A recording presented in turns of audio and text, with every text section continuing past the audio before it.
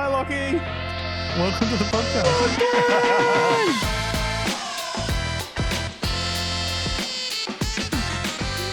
Oh, what's the Wilson Lachlan? That's Castaway. When I haven't seen it. How have you not seen Castaway? Bro, I'm 24. Yeah, you're a baby. It's fair. It's fair. I've been doing kids ministry longer than you've been alive. That is true.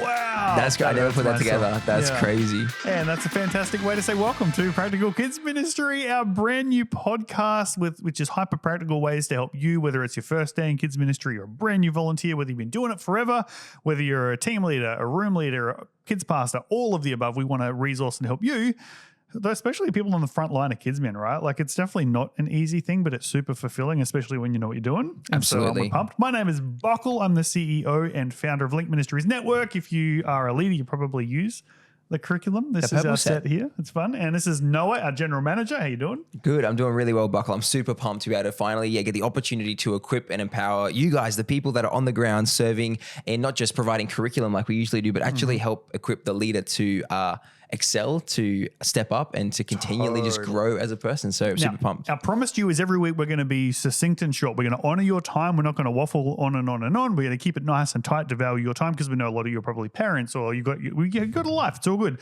But we also promise that every week it's not just going to be fluffy. It's going to be practical and usable.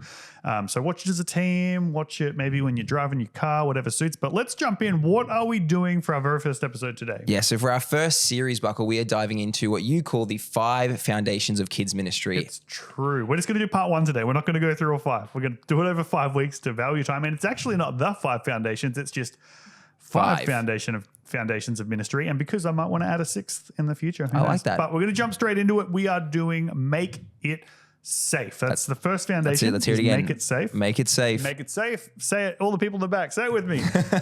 Now, the reason you might hear this and think, oh, these are really simple. Like, I know these things. And that's fine. But the reason why I made these 5 foundations is because they become filters, like, for decision making. So in the same way that you've got different levels of filter for filtering out water, like impurities, like there's different levels, we wanted to give you a series of 5 steps that you can use when making a decision as a leader or a volunteer in a room. Even if you're not in charge, you're just a leader. Is this thing passing whatever I'm about to do going to pass all 5 filters, and should I do it? So first one's make it safe. I want to tell a story. Tell us. Get into it, I'd love to hear it. So I went to a conference. It was a church conference, and it took us about 20 minutes to find the kids' room. There was no signs. No one knew where it was. It was a disaster. And I had 2 young kids at the time, and it was just awful. By the time we finally got there, the kids are flustered and fussed. I'm flustered and fussed. I can hear that service is about to start. And so we walk into the room. Chaos. No leader at the door to let us know what's going on. We didn't even know if it was the right age group. I look over in one corner and there's kids having like a bust up, like doing rough play. Crazy. We couldn't tell who were leaders or parents. Like, there was nothing to signify. Not no stickers. No stickers. Like, it's okay if you don't have a shirt. Like, if your church can't afford volunteer shirts, that's fine. We get it.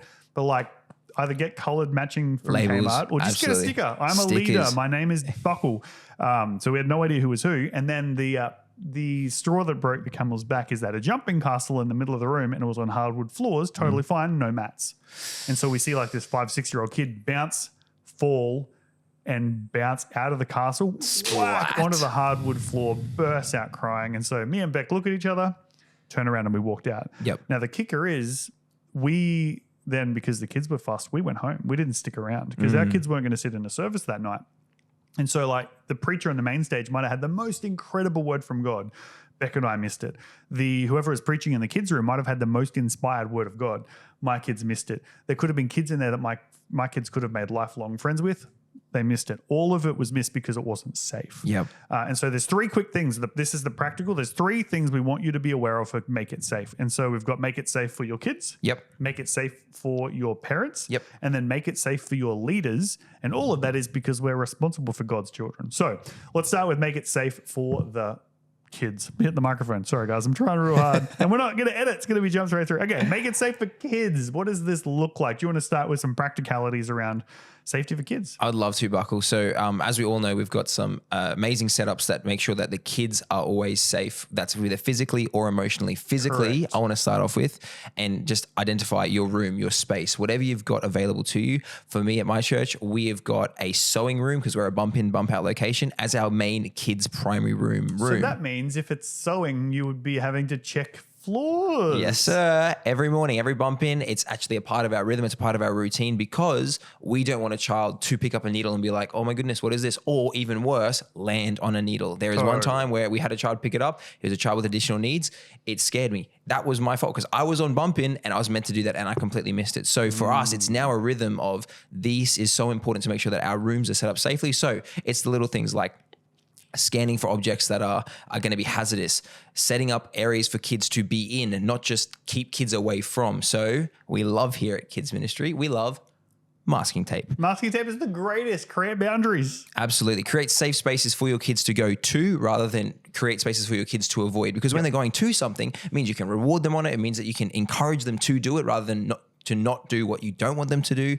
So creating spaces and environments in your rooms, whether it's be masking tape, whether it be making sure that all the toys are safe, where there's no broken toys. Sometimes we think, oh, it's broken because someone else must have seen it, but it still must be in there because... That's a really good point. Let's hit on that.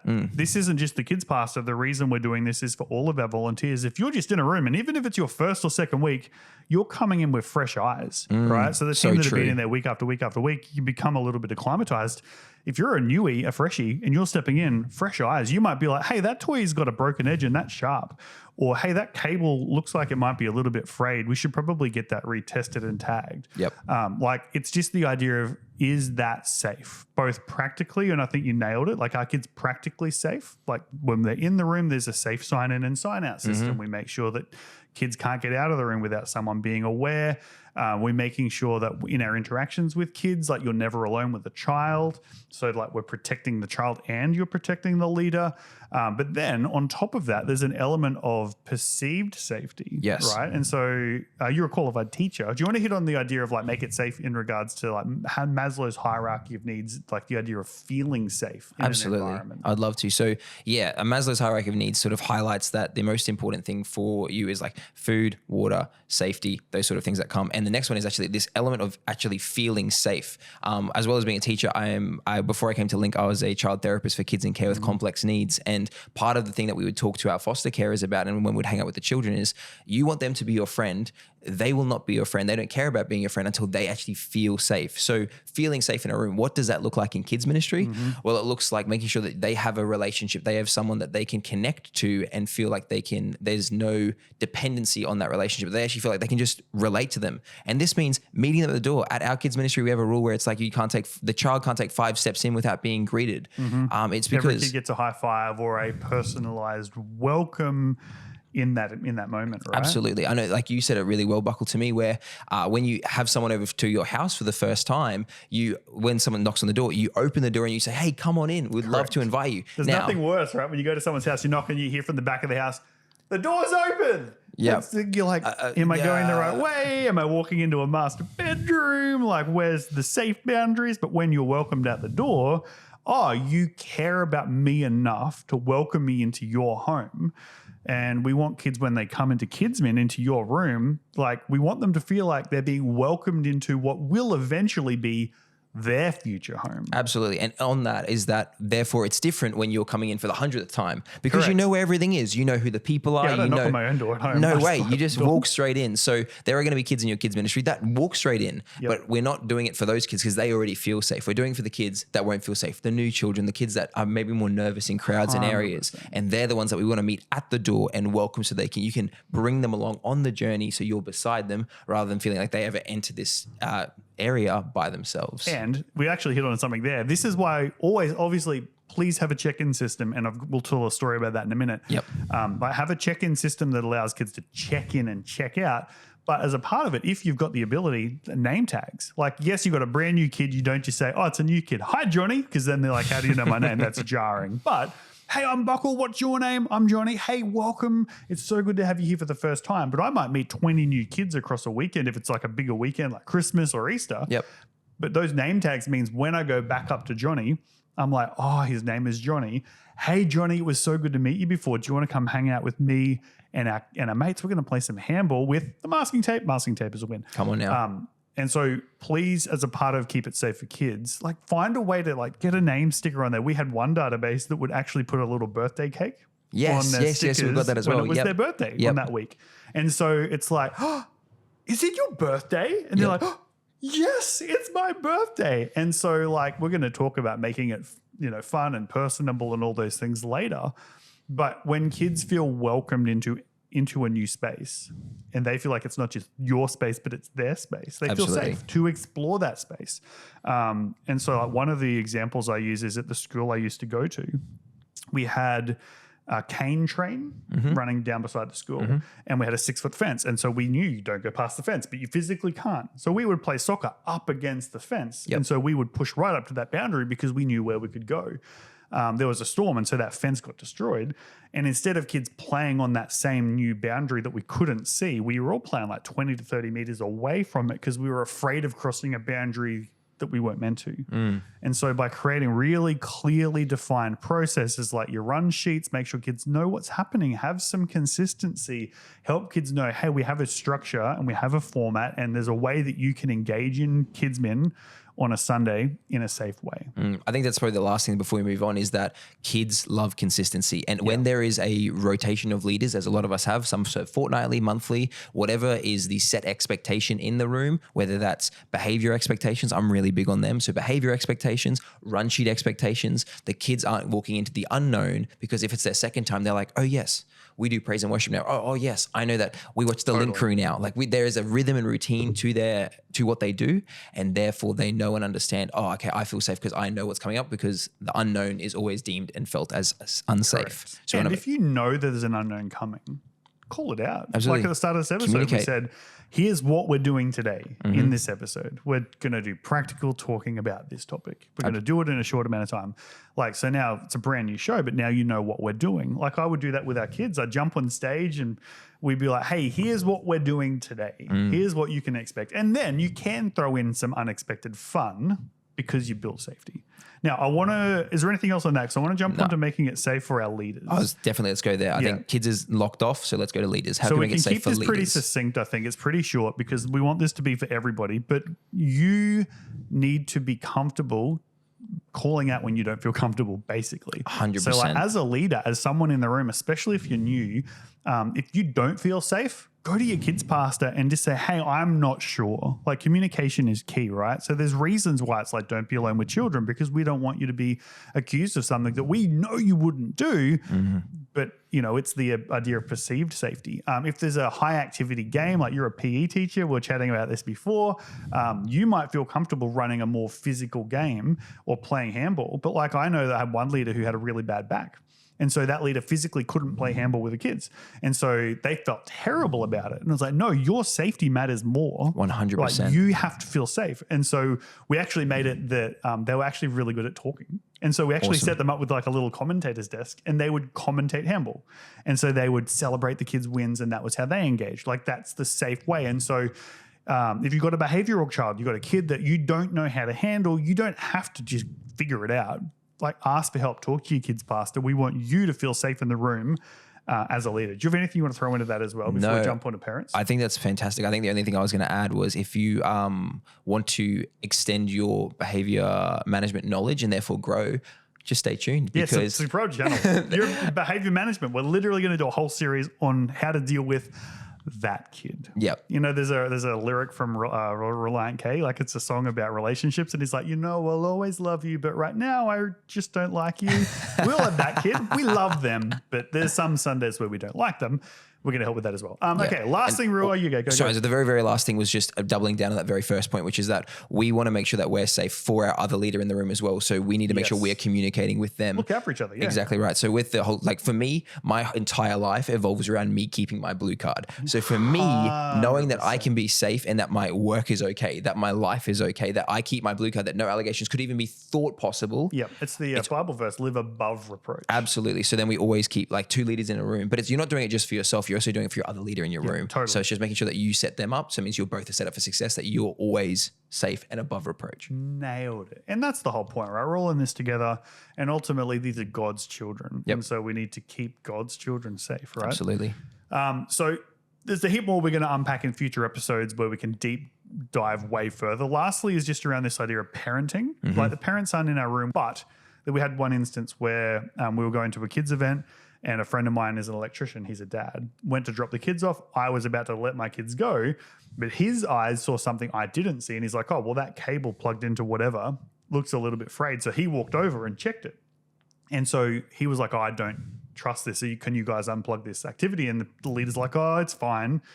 Like they didn't know he was a Sparky. And so he took his kids out. So we also have to, when we're literally being handed the responsibility of somebody else's children.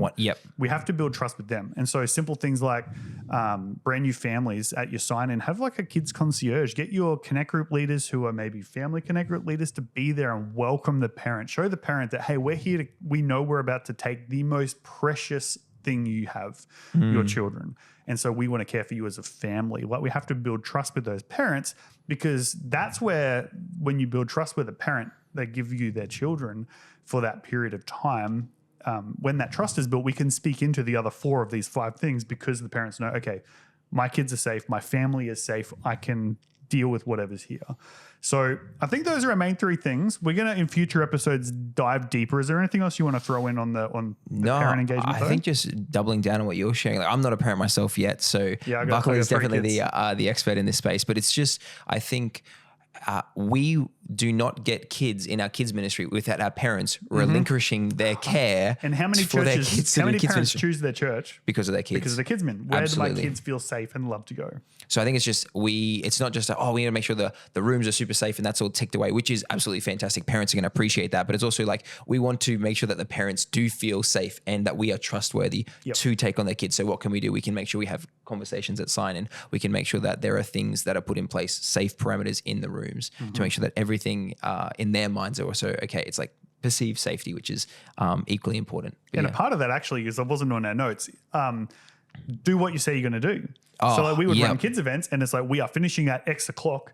And so there was events I served at, but I wasn't leading, and they'd run 15 minutes over. And now parents are outside saying, where are my kids? I've scheduled my life. I need to be somewhere else. I need to sign my kid out. It was like, oh, well, we're doing something. So we actually lose trust by not keeping our word. So I just wanted to wrap up with that. But hey, we only exist because of you. If you are a leader in the room, you know we produce free kids curriculum for churches. So that's like little kids, preteens, teens. We resource you, and we do all of this crowdfunded by people like you. So first thing we'd love you to help us consider is subscribing to the channel. Like, if you're on YouTube, click subscribe. It's a newish channel. So please subscribe. And if you're like watching this as a team on a screen, you play your phone, head over to Link Ministries Network on YouTube. Subscribe to this channel to help us grow, because we want to get the word out there. And secondly, like, we are crowdfunded. We'd love you to consider buying us a coffee, helping us to keep making this content and providing it to churches for free. We don't want money to be a barrier to kids hearing the gospel, and it's only possible because of people like you. And so the way you can donate is head over to lmnetwork.com.au. So buy us a monthly coffee, head over to the website, click on the support us, the donate button. We're aiming for monthly givers. So instead of just doing a one-off, if you could do like $5 a month, $10 a month, $20 a month, whatever's in the wheelhouse of your capability, every little bit counts. And so we'd love you to consider that as well. But hey, my name's Buckle. I'm Noah. And next week, we're going to be looking at Make It Fun. See you then. Come on.